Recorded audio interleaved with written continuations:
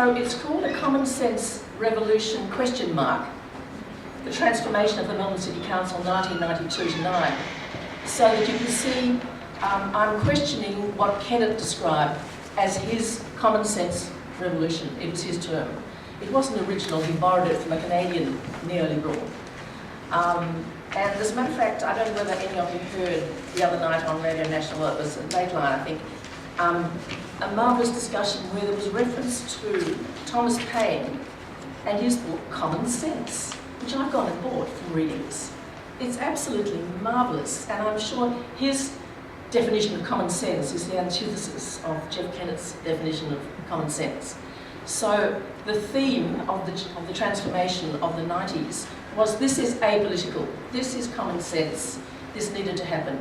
It's just like Margaret Thatcher, who called it the Tina principle, there is no alternative. So in actual fact it was a highly political transformation which occurred. I'm not dealing with population growth as such in the thesis. What I'm looking at is why our city government developed as it did, or how it did, or in particular how Kennett was able to do what he did. So I think it is relevant to someone who's asking themselves, how come we've got this rampant population growth? Because I was asking back then, how come we've got this completely undemocratic local government? And how come we have no say over, really, city planning and heritage? So I'm coming from a similar position, I guess. So the reasons for the research was, as you said, that I've been heavily involved in local government and city government really since the end of the 60s. And so it was, which made it quite a painful thesis to do in a way, because it was tilting at windmills almost throughout. So there was my personal reason for doing the thesis and thinking, how did he get away with this? That was really my question. But there were also very good academic reasons for doing this, because in Australia there is very, very little research on local government of this kind, including capital city councils. Even worldwide, it's much easier to compare national governments and maybe regional governments.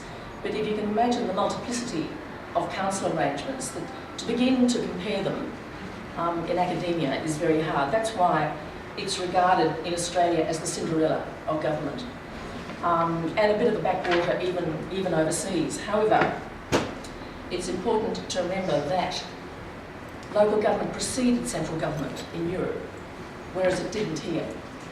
So that's why, for example, in Scandinavia, you have a wonderful tradition of strong local government.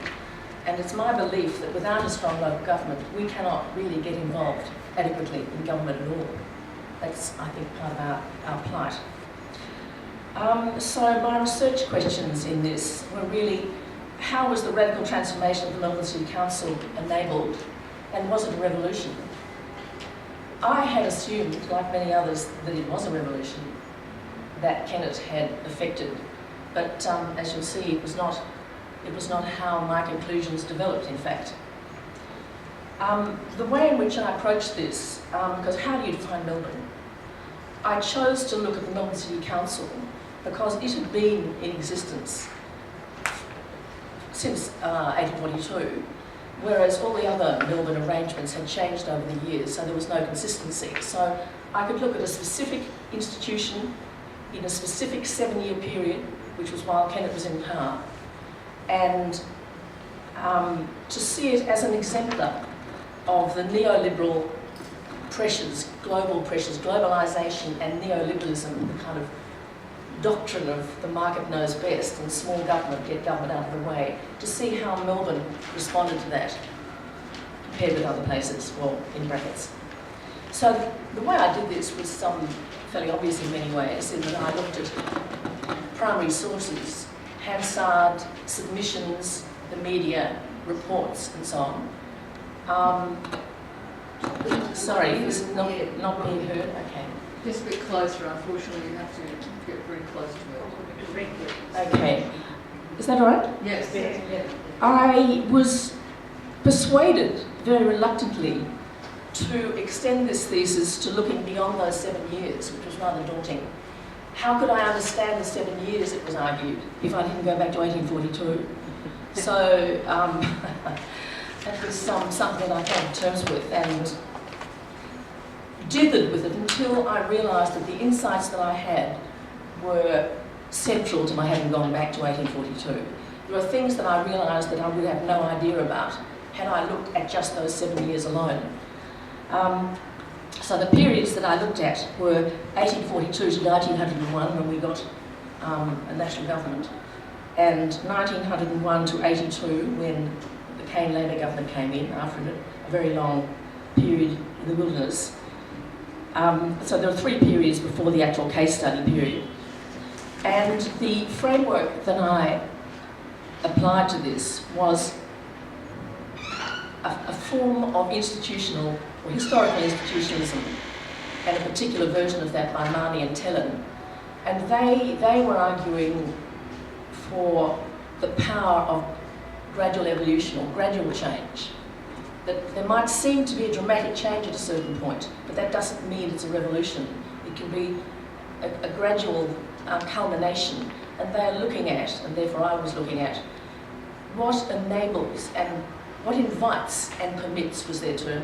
What invites and permits the really radical changes that can occur at a certain point, somewhat out of the blue, as Kennett seemed to be, but he wasn't in fact.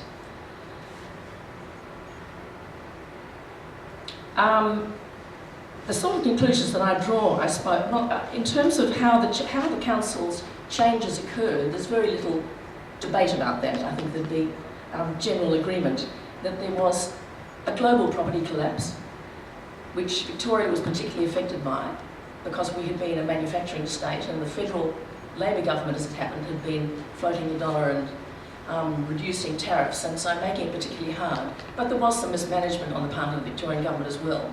Because of this, what I would say, incipient neoliberalism, or particularly managerialism, you remember the loss of the state bank because of the merchant bank. They got into merchant banking in that collapse. So that Kennett was elected at a time of considerable fear and very high unemployment, higher than in any other state. There were mass protests, huge, like 200,000 people marching in the street against the fears of what was going to be implemented, because deunionisation was a quite explicit goal. But that dissipated for some reason. I'm not clear of why it did. I actually read an interview with Halfpenny, and Halfpenny said, who was the head of the Trades Hall at the time, and he said there was a general exhaustion and demoralisation, and after all the change that had been going on for a decade or more. And he, I suppose, was doubting or regretting the fact that he hadn't been more assertive, that the movement hadn't been, but certainly that's what happened. Another thing that enabled it was that leading councillors, people who had senior positions in the Municipal Association of Victoria, went over to work for Kennett. They became commissioners on the appointed councils, and in the case of Leonie Burke, she actually headed up the review of councils. So when the councils were sacked, the community was left with no knowledgeable advocate for them in terms of local government. And their leaders had moved off to be on the payroll of Kennett in many cases. And that included staff as well. The unions at the same time were heavily under attack. And the municipal union, for example, learnt before Christmas that no longer were their payroll, no longer were their pay to be deducted from, their trade union membership to be deducted from their payroll. And so they suddenly lost touch with all their members. So that sort of thing occurred. And this is why I think we've got to recall the fear and sense of impotence that coincided with this early time. There were think tanks which were heavily involved. You probably remember some of them. The H.R. Nichols Society and so on. There were these very well organised right-wing think tanks who were and the Institute of Public Affairs, which is still very active, who were feeding the thinking in for the Kennett government. Kennett, I would see, was the marketer and the enforcer very much of these so-called reforms. But I don't think he was the thinker so much. I think a major thinker was really the Treasurer, Stockdale. He was heavily involved in these think tanks as well. And of course, local government was a minor player in all of this. People were very concerned about what's going to happen to education, schools, university, what's going to happen to planning, to housing, to environment. And if local government was unimportant, the Melbourne City Council was just invisible. The community was really not aware. I should say that no case was made for the sacking of the Melbourne City Council. If you look at the Hansard, the minister himself was saying it hasn't failed, it's fine, there's no financial mismanagement, it's just that we're entering a new age and we need a new gateway to Victoria. It was that sort of rhetoric that was used to justify this, no actual case. And by the way, Kennett had participated in bringing down the previous state Labor government's attempt to reform local government in the mid-80s, as you may recall. It was led by Stuart Morris, and there was some sort of extreme right-wing rural people combined with some of the inner-city unions who did not want, well, to lose their separate councils. And with throwing water bombs and flour and whatever under the television lights on the evening news, Kennett was seen to champion these people, such that that reform in the 80s, which was very consultative and research-based, with quite eminent people on the board, it had to be abandoned. And Kennett at the time said, there will be no amalgamations without the wish of the community. He made that promise. Sometimes people say to you, whatever you say about Kennett, he did what he said. No, in this case he didn't. In actual fact, even on the eve of the election, Labor was smelling a rat and others and thinking this is going to happen. It was denied even in Parliament at 5 minutes to midnight that there would be. And yet when I spoke to the Minister for Local Government, he said, we hit the ground running. They were completely ready for this.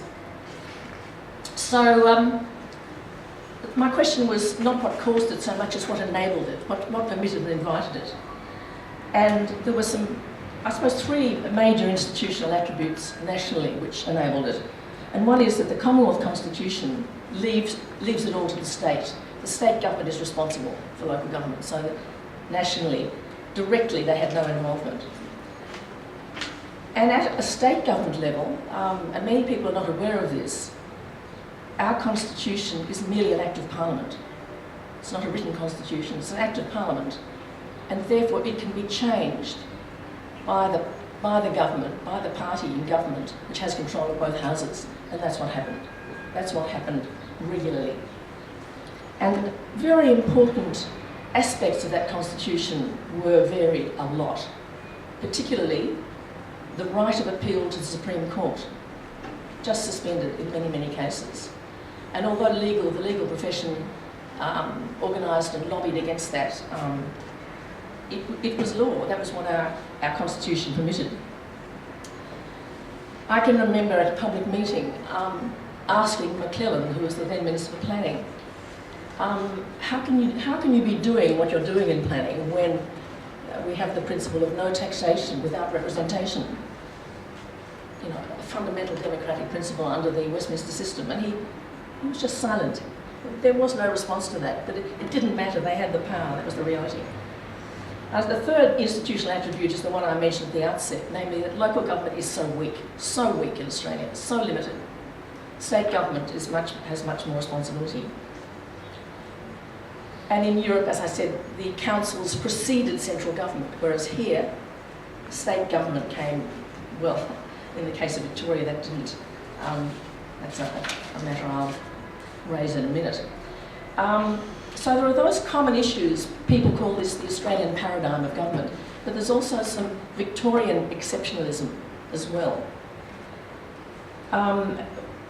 One of those institutional exceptions is the power of property in the Victorian Legislative Council historically. And it's really interesting that gold was discovered in 1851 with this extraordinary influx of people, many of whom had been persecuted at home for their democratic views and industrial views. But they came too late to influence what had already been set up, namely the drafting of the Victorian Constitution by representatives chiefly of property. So Victoria got, in 1851, the most powerful and conservative property-based upper house in Australia. That led to incredible conflict with the lower house. For half a century, conflict between the upper house and the lower house, because what the miners did achieve was a very democratic lower house. And we often boast about that, about the extraordinary achievements from the gold rushes, and one man, one vote and so on, secret ballot. But the upper house was sacrosanct, and that was crucial to the future of our democratic government, or democratic urban government. A second institutional exception was that in Victoria the Labor Party was slower to develop than in any other state. Why that may be, I don't know. One of the suggestions has been made that we had a strong deaconite liberal tradition that may have kind of softened the edges or diffused or spread the level of support, such as the ALP didn't get together. We had no majority government in Victoria until 1954. No majority government at all. It's amazing. There was also in Victoria much more extreme fragmentation. I hope you're realising that I'm giving you institutional and political background to what I think is the reason why we are not at the moment able to influence population policy. It's fundamental, if not directly, indirectly. So we had more extreme fragmentation of local government, and Kennett was able to say, look at this ridiculous fragmentation. I mean, 210 councils, 9 councils in Geelong, 6 in Ballarat and Bendigo, whatever, and that's true. However, the reason we had such fragmentation was the force of the influence of the property lobby. And that lobby was manifest at the local level and in the Legislative Council. Neither property interests wanted strong councils or big councils, nor did central government. They preferred to keep local government fragmented and weak. So it seemed at the time that Kennett was dealing with these recalcitrant, small-minded councils. In fact, that fragmentation was set up at the behest of property interests. And in actual fact, there's been a movement which many people are not aware of, very strong movement, such that by 1900 it was expected that Melbourne would have a Greater Melbourne Council. But it never eventuated, as it did, for example, in Brisbane, because the central, i.e. state government, did not want it, and neither did property interests, especially through the Legislative Council. So that I think it was in 1952 that the latest version of a bill to set up a Greater Melbourne Council was lost in the Legislative Council by 1 vote. So it's just extraordinary that should happen by such a narrow margin. A fourth attribute of Victoria, institutionally, was that it had developed and took much further the concept of statutory authorities. They were huge and very important here. And that became terribly relevant in the manner in which Kennett operated. Funnily enough, they were set up in order by the designer of them to avoid the corruption of the involvement of ministers and members of parliament. Because as you may know, that in the 1890s, the Victorian government was described as a speculators' club. So this huge reliance on statutory authorities, an enormous public payroll, that was even supported by people like Bolte and the National Party. It's not a case of just a left-wing sort of communist thing at all, no. In fact, those statutory authorities were actually there, particularly under Bolte, to promote economic development. That was their role, to promote and enable the private sector to develop land and so on, providing them with the services they needed. Victoria was also exceptional in political attributes. Namely, it was not settled by government, it was settled by trespassers. They simply arrived with their sheep and took up occupation in Port Phillip, as was then known. Unlike all of the other colonies where the government came in and set up the colony, these people proceeded the government authority, which came a couple of years later. So they were settling in what was then out of bounds. Now, I'm setting aside the major issue of terra nullius and whose land it was. I'm saying even in British law, even in terms of British law, well, A.G.L. Shaw called it theft. It's the word he used. So that had significant effects in terms, I think, of a culture and inheritance. There was also incredible and exceptional, compared with other colonies, political fragmentation. So that there was a great instability that went with that. Incredibly short-lived governments in Victoria for a long time, as I said, until 1954. And the split in the ALP in 1954 was much more severe in Victoria than elsewhere. So this fragmentation and conflict, whatever, obviously is an impediment when you're looking at something as strategic as trying to get a democratic Greater Melbourne Council, for example. I think there's another item which I would call exceptional. It's rather paradoxical because Robert Freestone, who's the historian of planning in Australia, saw Victoria, which essentially Melbourne in many ways, as the most informed, sophisticated community in planning. So it's kind of ironic that we've had these various obstacles and yet we had this sophisticated community, and I myself would give a lot of credit for that to Ruth and Maury Crowe, whom many of you will recall. They were tireless in their involvement in very sophisticated planning, which was quite influential in its own right, and educating the community. So again, it's hard to remember in this day and age the huge protest that we had over slum reclamation in the 60s. People remember that? This house not for sale, and these acres and acres of terrace housing which were to be demolished, notionally for better housing for the poor, but also property development opportunity. And then I know I came back from England really in time to see the enormous barricade across the F19 freeway. You remember that, with police everywhere and the council's heavily involved, very supportive then, and old cars and everybody blocking off the freeway such that in the end, Premier said, no, that's it, that's all, no more, hang up. He resigned himself soon after. Do you want to keep me posted regarding time? Yes, it's about 18 minutes, I think, because we started a bit late. Okay, I concluded from my research on these periods that it was an evolutionary and in some senses a counter-revolutionary change that we saw in the 90s. So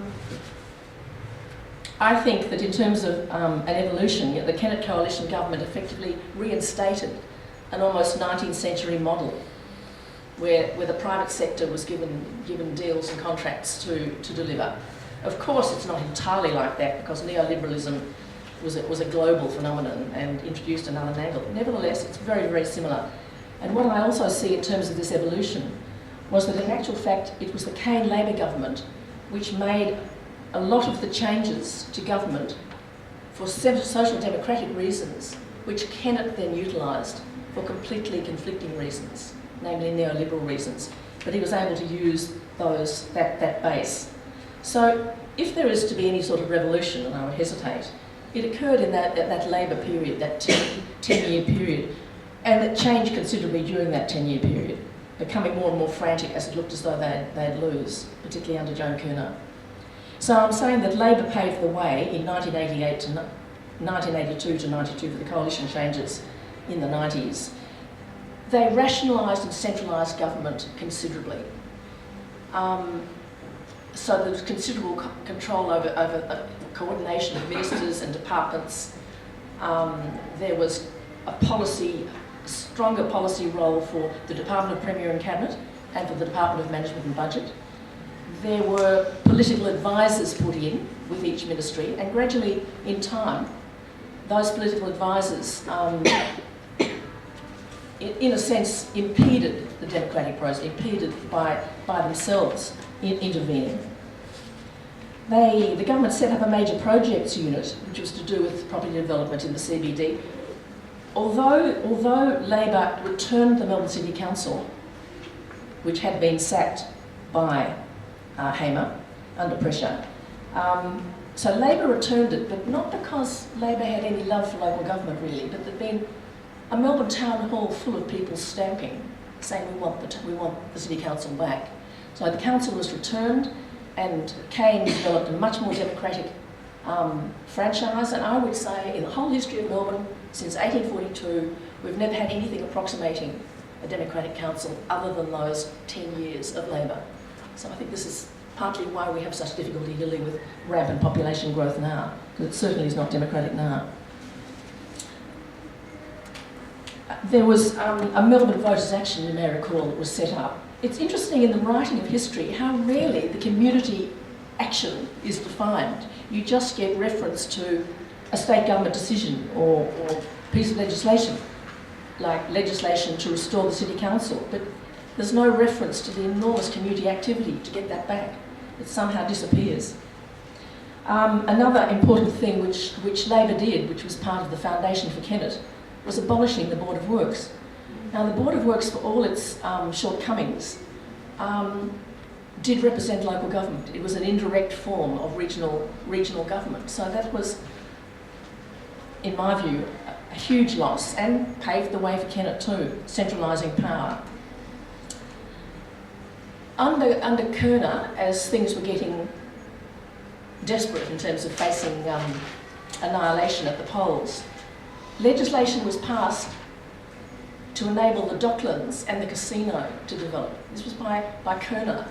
Often these things are attributed to Kennett, but in actual fact, that legislation, which didn't allow council involvement or community involvement, was passed by the Kerner government. She also set up the Major Events Company and appointed Ron Walker to chair it. Because in that period too, post-industrial period, manufacturing in decline, they were looking to property development, securing investment, major events to be the new focus. And as you'll recall, that was pretty much what Kennett built upon.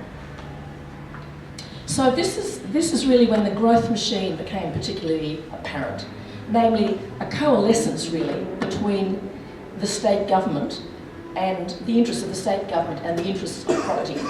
Because although we talk about citizens versus business, when you look at the business that's involved, it is property-based business, which includes the lawyers and media and real estate people that are part of that. Because big business is not actually interested in city government at all. They have no need for it, no relevance. They can go and see their federal members. Or they see it more a matter of the federal government, or if they wanted any decision made, to go to the Premier at the state level. So it's very much, we must remember, property-related business, which is part of this power of the council. I also said I saw this was a counter-revolution because this development of a democratic council in Melbourne by Kane was undone by Kennett. The council was disempowered and people were disenfranchised in many, many ways. I've brought maps of the council, but I'm particularly peeved because the top north-eastern corner of what was Melbourne from the beginning was just cut out. That is Carlton and Princes Hill, because of its political pressure. So it was the residential areas which were hived off in order that it be a CBD council. So I call that a counter-revolution. In terms of the implications, the dysfunction continued. In fact, Brax sacked the council again. Sacked it the day that a report that he'd commissioned was published, so there was really no time to discuss it. So that in a sense, by disenfranchising and delegitimising and disempowering, it didn't make the problems go away, it made it worse in some ways. I would say that what Kennett did with his behaviour, because he himself oversaw the changes to the Melbourne City Council personally. He didn't oversee the rest of Victoria, he didn't especially care about that, as I was told by well, I won't mention that. But he was particularly involved in that, whereas the rest of Victoria was dealt with under Leonie Burke's hand. He refused to have even a regional Melbourne City Council, despite the fact that approximately 12 inner city councils were very happy and supportive of forming an inner city council. The problem with Victoria, which we need to think about even in terms of population, is since most Victorians live in Melbourne, no Victorian government is going to contemplate a Greater Melbourne Council because it would deprive the Victorian government of a decent role and it would just be massive conflict. So, and one of the things that I was involved in fact, in the, just because I anticipated that Kennett would do something of the sort to Melbourne City Council, I set up this committee with a shocking name, Committee for Governmental Reform in Central Melbourne. But this is really quite an interesting model for a group like this, in that what I did was, because I could see no one raising the issue of Central Melbourne and the government of it, I handpicked people representing different sectors to come together. So, for example, former mayors, people from various professional associations, engineers, planners, developers and so on. So I didn't pick people who were buddies. I picked a range of interests and we went through a process where, as I've said before, we looked at options and the Greater Melbourne Council was not an option because of the reason I've just given. A micro CBD council was not an option because it's so silly. It hasn't got the scale or the resources or clout to do anything effective. But an amalgamation of an inner city group would provide some of the advantages within the constraints. So I think this is quite an interesting thing to think of in terms of how one gets through on population, like bringing different interest groups together to think at what the possibilities are. So I think that the real lost opportunity by Kennett, with all those councils sacked, was not to set up decent capital city government, and he deliberately thwarted that. And a commissioner, amongst others, whom I interviewed but who insisted in the end to being anonymous, so I can't name him, was perfectly happy and supportive of the notion of this middle ring Melbourne. But he said to discuss with Kennett even a middle ring council was like pouring boiling water on cotton wool. So he was absolutely adamant there was nothing to be done. So that shows the power that was in Kennett's hands there for a while. And at the same time as Kennett was doing this to local government, he was also doing things to water. Now, not bringing those together was an incredible lost opportunity. New Zealand took up that opportunity, so they set up their regional boundaries on water catchments. We in our bull in a china shop approach, did not do that, so it was done separately. Okay, there's a postscript that I wanted to mention, because rather than being depressed, I think there's reason to be optimistic, and that is that a byproduct of my looking at these 7 years in the historical perspective was that I found, to my amazement, that the 3 most significant institutional reforms in urban government in Melbourne were by the Melbourne City Council, which is really weird and should give us hope that we can do things even without constitutional power. The first enormous achievement was the establishment of the Board of Works, which was entirely a Melbourne City Council achievement. And that was in 1890. Now, any history book will show you there was Victorian legislation, therefore it looks like a Victorian government achievement, but it wasn't. It was the achievement, if you're going to point to anyone in particular, of the amazing town clerk, Edmund Fitzgibbon, who with great strategic vision and capacity to pull people together, councillors and all of the adjacent councillors, hey, let's have some planning in this city because there's a frightful problem of polluted water and disease and sewerage. So that's why they set it up. And that lasted from 1890 until 1982 when Labor abolished it. So that's a huge achievement. It wasn't original in the sense that London had developed theirs 40 years earlier, but still in colonial terms. So that was the first achievement. So in each of those 3 periods I looked at, the Melbourne City Council, powerless though it was, was responsible for the major achievement. That Board of Works is number one. The second thing was the Melbourne Town Plan. And that was under the leadership of the then Lord Mayor. It was Frank Stapley, who was an architect. And he had similar skill to Fitzgibbon. He wore many hats. He'd been the president of the Royal Australian Institute of Architects, and he was a leader in Australia of this emerging 1920s town planning movement. So with all of those skills and networks, he was able to persuade a very reluctant, if not bored, state government to let them set up this planning commission to develop a plan. Because developers were leapfrogging and going over public space and further out, and they could see that it was crazy, and there was no proper provision for services or public open space. So they prepared that plan, and the government said, yes, you can do that, and you can do it for X amount of years, but we're not going to give you any money. So they had to, pass around the hat and raise money from councils and from state agencies. And they developed a plan which was seen by American equivalents and so on as at the forefront. It was certainly the first for Melbourne and the first for Australia, but it wasn't implemented. It was the 29 was, as you know, followed by the Depression, and then there was war. The whole thing, it was not implemented. Although, when the Board of Works finally was given planning powers, under duress from the federal government, I should say, because the state government never showed any interest in planning. The 1954 Board of Works paid tribute to this 1920s Melbourne plan. So all was not lost. That work provided the basis for some very good planning later. Now, my third identified institutional achievement is a strange one, namely it's a plan. What happened was that in 1973, Peter McIntyre, who you may know, who is a prominent architect, and he was then a senior person in the Australian Institute of Architects, and I think he was with Robin Boyd too. I spoke to him about this.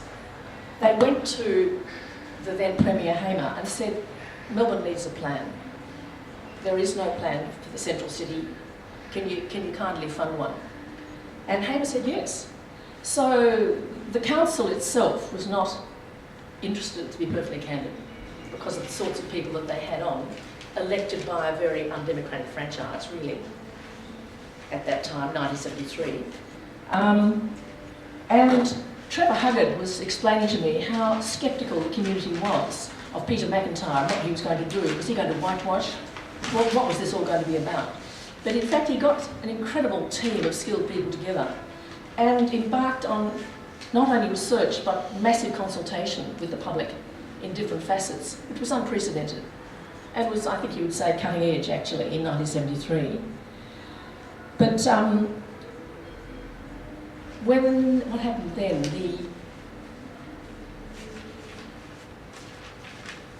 I'm trying to work out my dates here. When the Liberals, they just let it lapse. So it was not implemented at all. But when Kane came in and democratised the council, and we got a very, very good quality of councillor, and I would have to say Trevor Huggard was really at the helm of this, having been involved in the consultation of the 73 plan, which had essentially died. He retrieved it. He said it was my mission in life to implement it. And he set up a review of the 1973 plan and worked about to implement it. And every month, officers would report on what needed to be done to implement the plan. It's a very heavy document if you care to read it. It's quite daunting for anyone to read, the 73 version. So he set up this implementation task force, and they drafted, on the basis of that, approximately 400 amendments to state legislation, which they then handed to the state government, and they said, on this basis, we can revitalise the central city. And they were passed. All but one was passed. So when Kennett came to power, as Trevor said, he was handed this on a platter. Not only did Kennett inherit the centralising reforms which the Kane government had undertaken, they also inherited these reforms which the council had undertaken. Things like, thou shalt not live on the second floor, for various fire rules and so on. Now, the property sector was delighted about this because they had vastly overinvested in commercial buildings, which could now, all of a sudden, be converted to residential buildings by virtue of the work that the City Council had done. So you won't find any credit for the City Council on any of these three major achievements, but that was one of the things that I was very surprised to find with this research, and I want to give them credit. So if you'd like to discuss any of what I've said that isn't clear or that might relate to the problem of rampant population growth,